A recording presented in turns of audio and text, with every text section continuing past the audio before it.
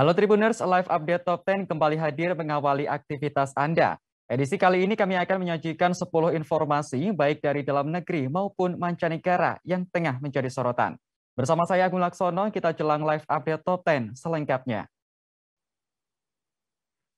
Kita awali berita pertama, Tribuners, Rusia kembali meluncurkan rudal di pusat kota Kharkiv, Ukraina pada Selasa 1 Maret 2022.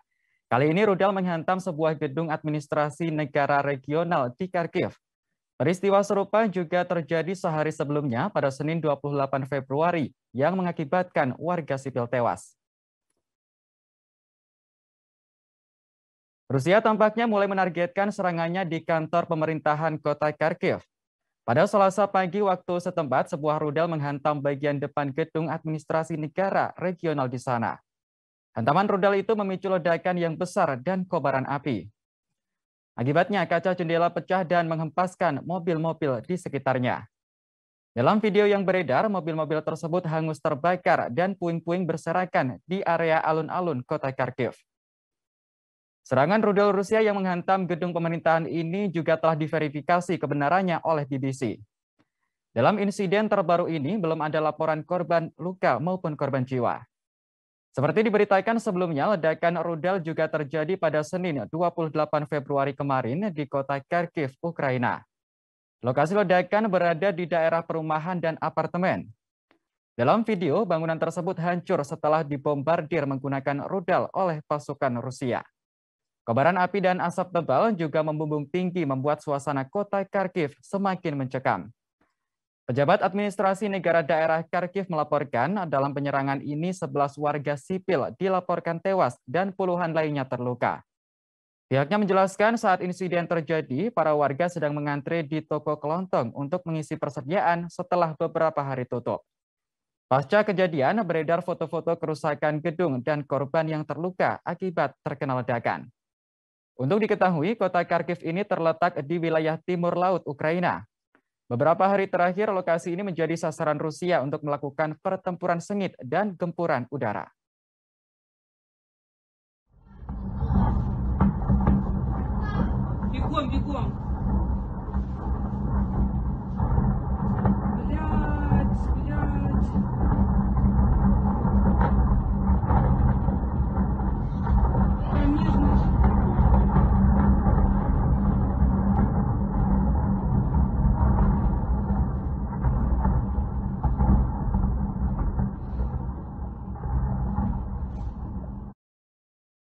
Rusia kembali mengerahkan pasukan besar-besaran untuk melancarkan invasi ke ibu kota Ukraina, Kiev.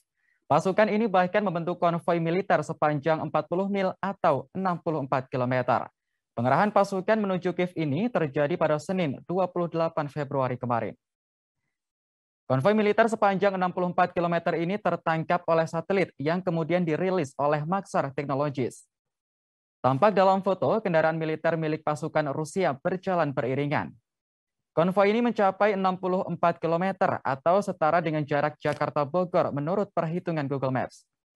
Dilansir oleh CNN, sebelumnya Maxar sempat memperkirakan bahwa konvoi ini hanya mencapai 17 mil saja. Konvoi tersebut terdiri dari kendaraan berlapis baja, tank, artileri, dan kendaraan logistik lainnya. Dari pantauan satelit, konvoi ini membentang dari pangkalan udara Antonov hingga utara kota Pripyat di Ukraina. Kota ini jauh lebih dekat dengan perbatasan Ukraina-Belarus dan reaktor Chernobyl ketimbang pusat kota Kiev. Di dekat konvoi tersebut juga terdapat gumpalan asap yang membumbung dan sejumlah bangunan di utara dan barat laut Ivankov. Namun belum jelas apa yang menjadi penyebab kepulan asap tersebut. Padatnya konvoi militer ini rupanya menimbulkan kemacetan lalu lintas. Pasukan militer Rusia diketahui terus bergerak ke arah Kiev semenjak invasi pertama pada Kamis 24 Februari lalu. Sejumlah warga Ukraina pun bersiap melakukan perlawanan termasuk Presiden Ukraina Volodymyr Zelensky. Akibat dari invasi ini, sebanyak 500.000 warga mengungsi dari Ukraina.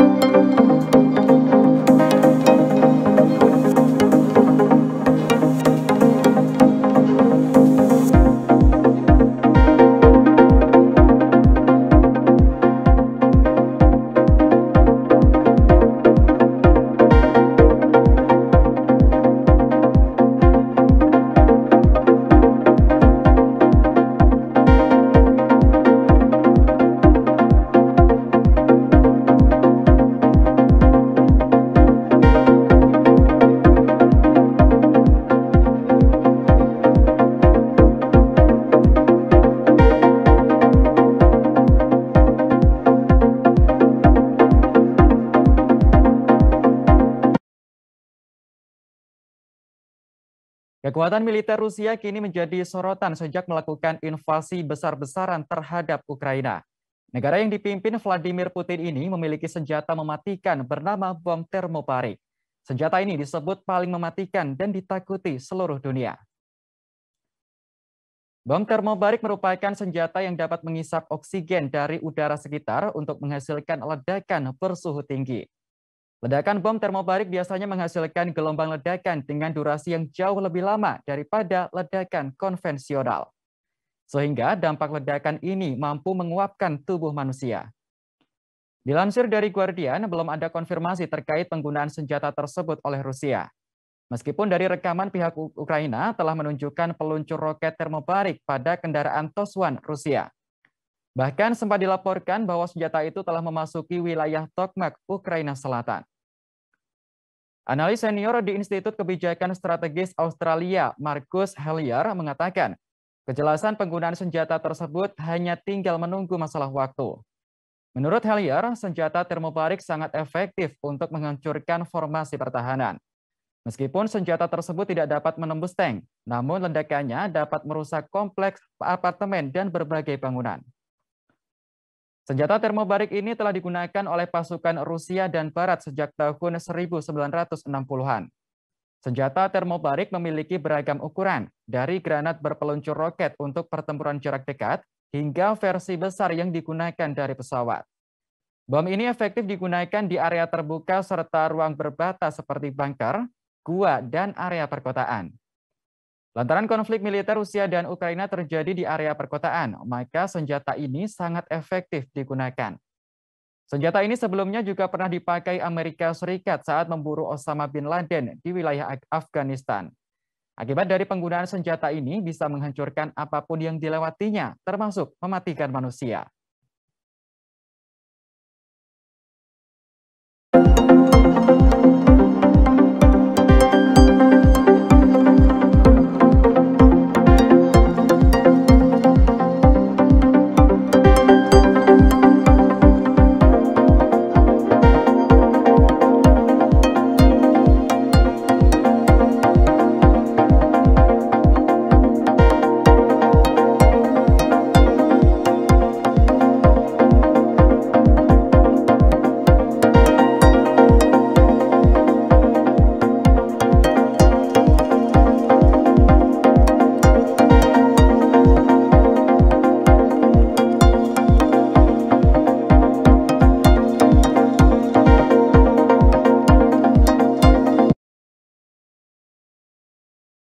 Rusia menerima sederet sanksi dari berbagai negara akibat invasi yang dilakukan terhadap Ukraina.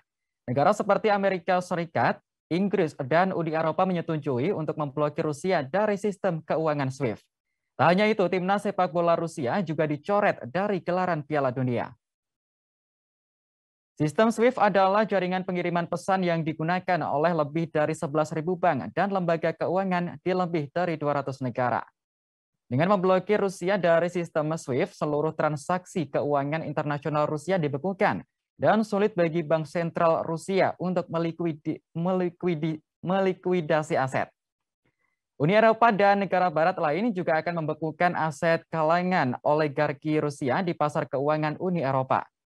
Amerika Serikat dan Sekutu Barat berusaha melumpuhkan sektor perbankan dan mata uang Rusia pada Sabtu 26 Februari. Negara Barat memutus bank-bank tertentu milik Rusia dari sistem SWIFT, membuat mereka terisolasi dari seluruh dunia. Tindakan ini belum pernah terjadi sebelumnya di tingkat internasional terhadap negara sebesar Rusia.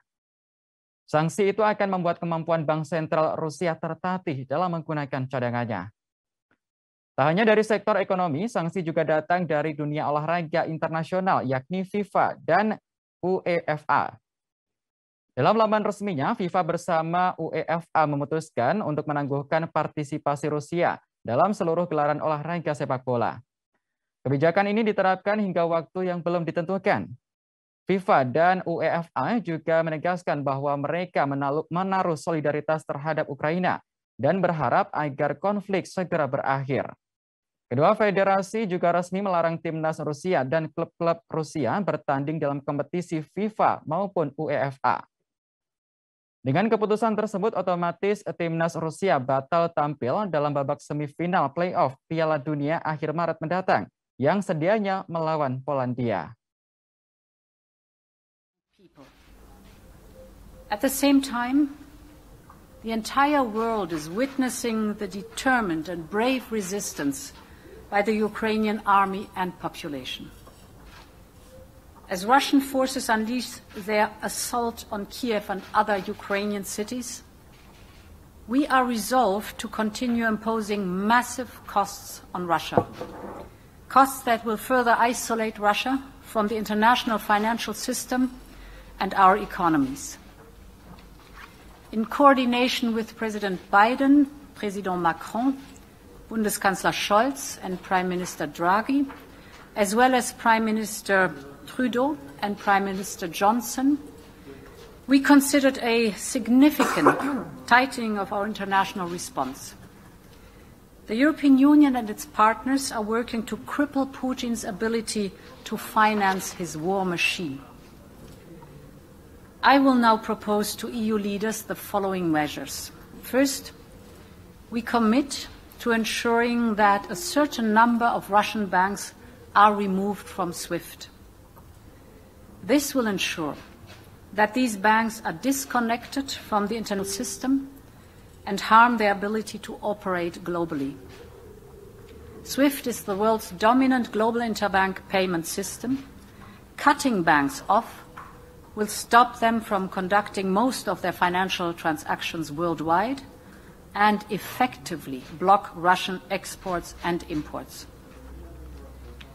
Second, we will stop Putin from using his war. Pihak delegasi Rusia dan Ukraina telah melakukan pertemuan di Belarus pada Senin 28 Februari kemarin. Dalam pertemuan itu, pihak Ukraina membahas gencatan senjata dan penarikan tentara. Meski begitu, negosiasi rupanya tak membuahkan kepastian dan akan dilanjutkan ke pertemuan kedua.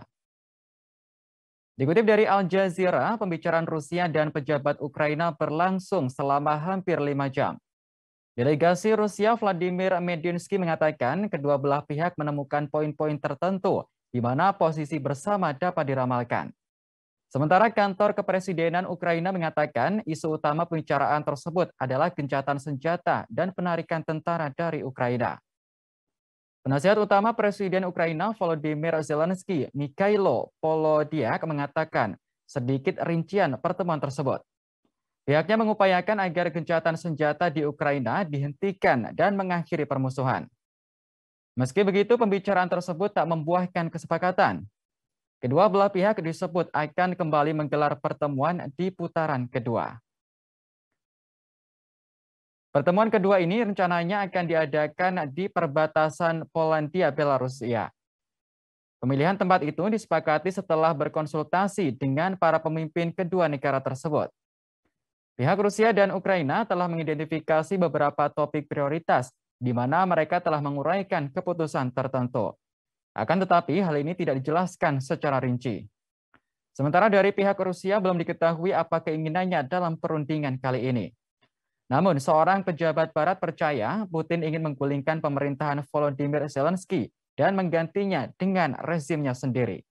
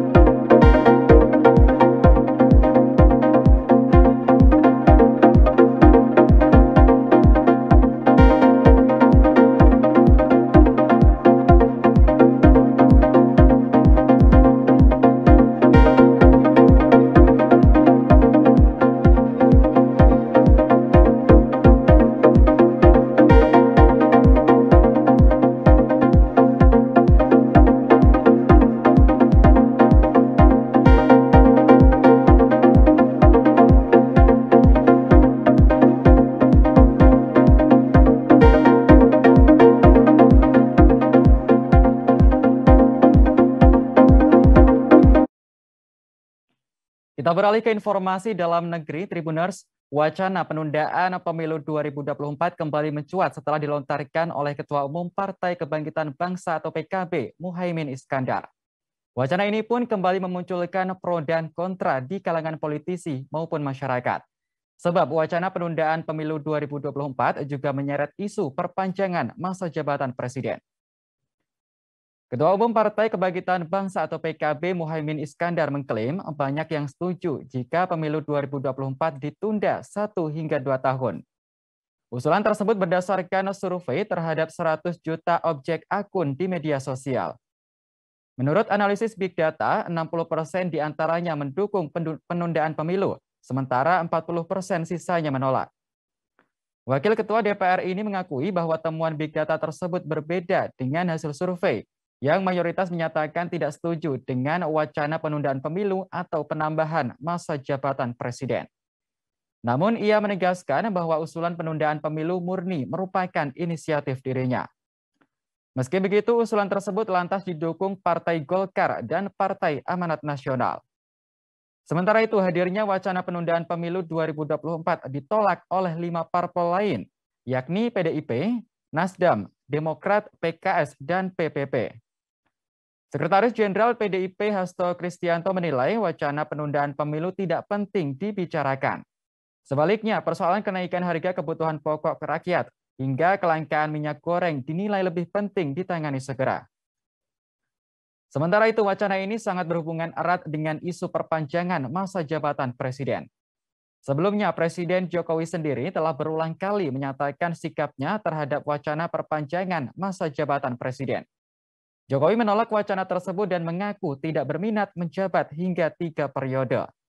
Melihat fenomena ini, peneliti indikator politik Indonesia Bawono Kumoro memberikan pendapatnya. Ia menduga isu penundaan pemilu berasal dari orang-orang di sekitar presiden, baik elit politik maupun pelaku bisnis. Mereka adalah kalangan yang selama ini diuntungkan oleh kekuasaan, yang merasa cemas kenyamanannya terusik jika kepemimpinan Jokowi berakhir. Padahal menurut Bawono, usul penundaan pemilu itu sangat kontra terhadap keberlangsungan demokrasi di Indonesia serta aspirasi publik.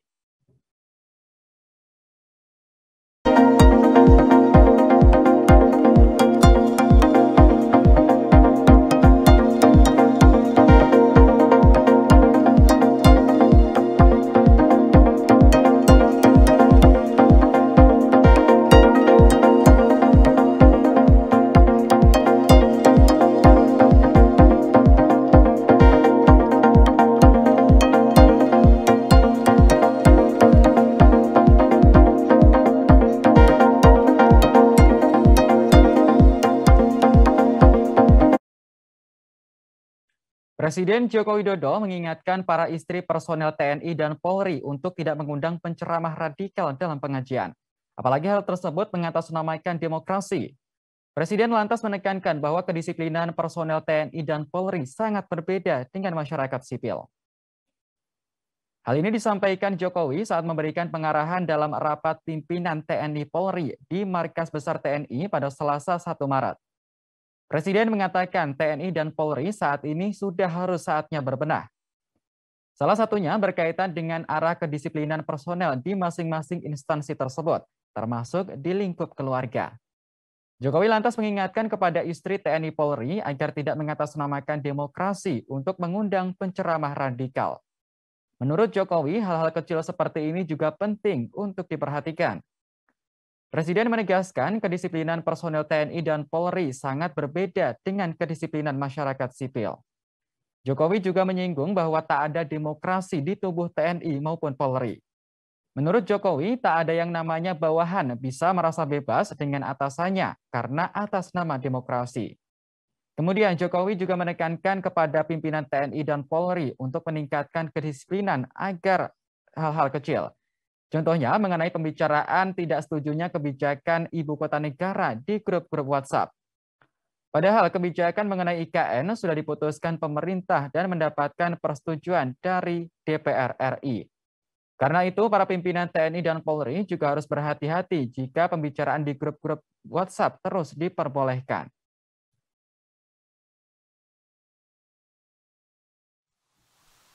Ini bukan hanya bapak-bapak atau ibu-ibu yang bekerja, tetapi yang di rumah juga sama. Hati-hati, ibu-ibu kita juga sama. Kedisiplinannya harus sama. Nggak bisa, menurut saya nggak bisa ibu-ibu tuh memanggil misalnya, ngumpulin ibu-ibu yang lain, memanggil penceramah.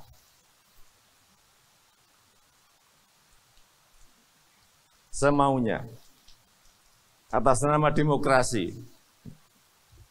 Sekali lagi di tentara, di polisi nggak bisa seperti itu. Harus dikoordinir oleh kesatuan. Kesatuan harus mengkoordinir hal-hal kecil-kecil tadi saya sampaikan, makro dan mikronya, ini mikronya harus kita urus juga.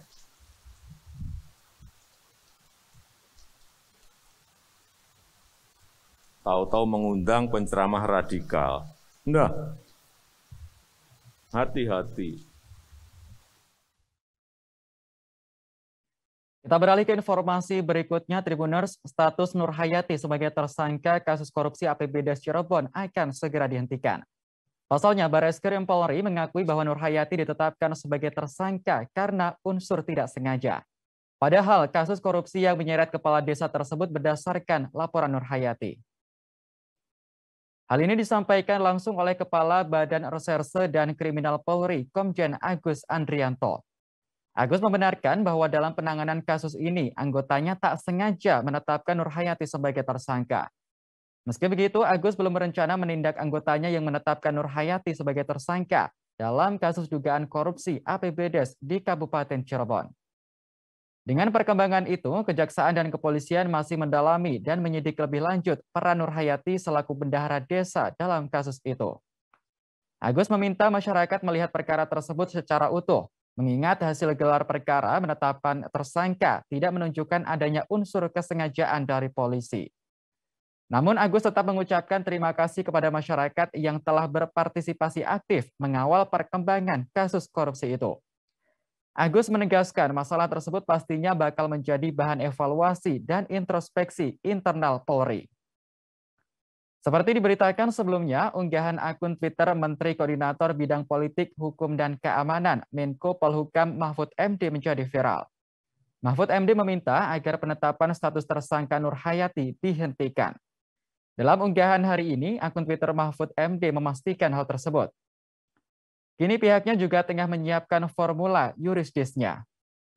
Untuk diketahui, kasus dugaan korupsi APBD di Desa Citemu, Kabupaten Cirebon ini berbuntut panjang. Nur Hayati awalnya mengaku kecewa karena ditetapkan sebagai tersangka korupsi, padahal dirinya yang melaporkan kepala desanya. Ia bahkan juga meluangkan waktu selama 2 tahun untuk membantu polisi menangani kasus ini.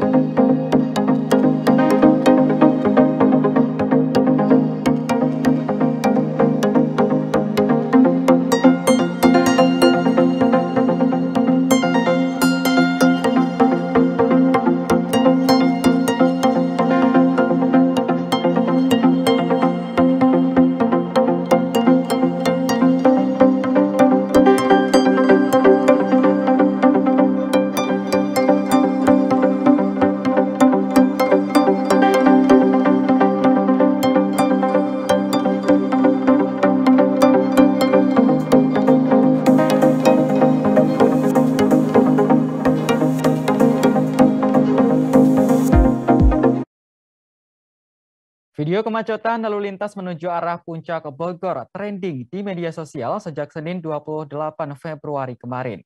Kemacetan terjadi akibat membludaknya jumlah kendaraan, sementara jalur yang dilalui terbilang sempit. Akibat kemacetan parah ini, waktu tempuh Jakarta-Bogor memakan waktu hingga 17 jam. Beginilah suasana kemacetan lalu lintas yang terjadi di arah Puncak Bogor pada hari libur Isra Mi'raj pada Senin 28 Februari kemarin. Ribuan kendaraan bahkan tak bergerak sama sekali karena memenuhi semua bagian jalan. Sejumlah titik kemacetan ini ada di wilayah Cisarua hingga Megamendung Gunung Mas. atau dari kebun teh menuju taman safari. Kondisi ini membuat Satlantas Polres Bogor memberlakukan sistem satu arah atau one way untuk mengurangi kemacetan. Kapolres Bogor AKBP Iman Imanuddin menjelaskan polisi menghentikan kendaraan roda 4 di pintu keluar GT Ciawi dan sekitar pos-pol Simpang Gadok atau Jalan Ciawi. Sehingga kendaraan yang akan naik harus menunggu sistem one way selesai. Lebih lanjut, Iman mengungkapkan kemacetan disebabkan oleh peningkatan volume kendaraan. Padahal ruas jalan yang dilalui ini terbilang sempit. Hal yang memperparah adalah mogoknya beberapa kendaraan roda 4 di 6 titik berbeda yang memakan badan jalan menuju puncak. Ada juga faktor lain yang terjadi menyebabkan kemacetan, yakni wisatawan pengguna motor yang membludak dan banyak yang berhenti di badan jalan. Kondisi ini tentunya menghambat arus lalu lintas menuju arah puncak. Kemacetan perlahan terurai setelah kendaraan digeser menggunakan derek. Meski begitu, sejumlah pengendara mengaku mengeluh lantaran membutuhkan waktu hingga 17 jam dari Jakarta untuk menuju puncak.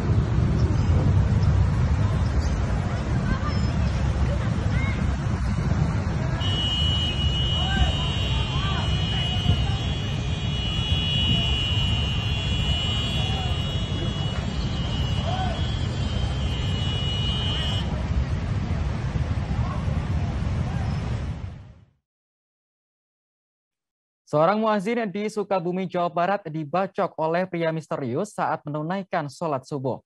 Peristiwa ini terjadi di Masjid Tarbiyatul Ikhwan, Desa Cijurei pada Senin 28 Februari. Meski menahan rasa sakit, muazin tersebut tetap melanjutkan sholat hingga selesai. Sosok muazin tersebut bernama Abbas Basuni, berusia 60 tahun, warga Kampung Babakan, Desa Cijurei, Kecamatan Geger Bitung. Abbas Basuni tak hanya dikenal sebagai muazin, namun juga tercatat sebagai Ketua Dewan Kemakmuran Masjid Tarbiyatul Ikhwan. Ia menjadi korban pembacokan saat menunaikan sholat subuh pada Senin pagi. Sumanta, 60 tahun, selaku Ketua RT 10 mengaku mendengar suara benturan saat terjadi pembacokan. Ia menduga suara tersebut berasal dari senjata tajam yang mengenai kepala korban. Setelah sholat selesai, Manta melihat kondisi Abbas sudah dalam keadaan tertunduk di karpet sambil menahan rasa sakit. Telinga dan pelipis korban sudah bersimbah darah. Imam Masjid Tarbiyatul Ikhwan, Dede Rukmana, 42 tahun, juga mendengar suara benturan saat akan sujud terakhir. Awalnya dia mengira genting jatuh ke plafon, namun ternyata setelah sholat selesai, ia melihat korban sudah terluka. Setelah kejadian, para jemaah mengevakuasi korban ke RSUD Syamsuddin SH untuk mendapatkan penanganan medis. Sementara itu, Kanit Reskrim Polsek Geger Bitung, Bribka Yadi Supriyadi mengatakan pihaknya masih menyelidiki pelaku pembacokan.